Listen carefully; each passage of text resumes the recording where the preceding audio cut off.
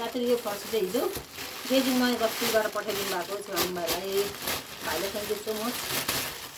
अहिले फर्सी अब काटेर चाहिँ म एक्लै चाहिँ खाँदिनँ, साथीसँग बाह्र खान्छु। कत्रो हो आम्बो, मिठो छ होला है यो त।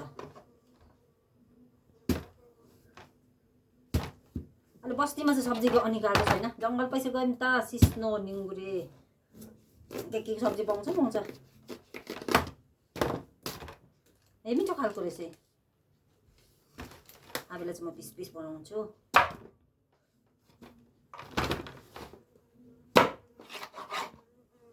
यो जेठी दिदीलाई, धनमाया दिदीलाई, भइजाने मेरो हातमा आइने। यो रेणु बहिनीलाई,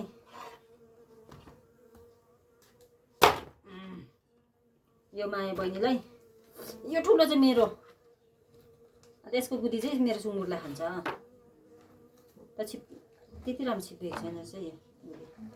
मेरो मसिनो सुँगुर छ कि दुईवटा, उसिनेर दिन्छु सुँगुरलाई। अहिले त सब्जी छैन भन्दा घरमा बस्नु त हुँदैन, गम्बुट लाएर पछि जानुपर्छ फरङरङ जङ्गलमा, जति पाउँछ सब्जी। रियाम लिनु जानु पर्ने छ। यता आउँछ अरे?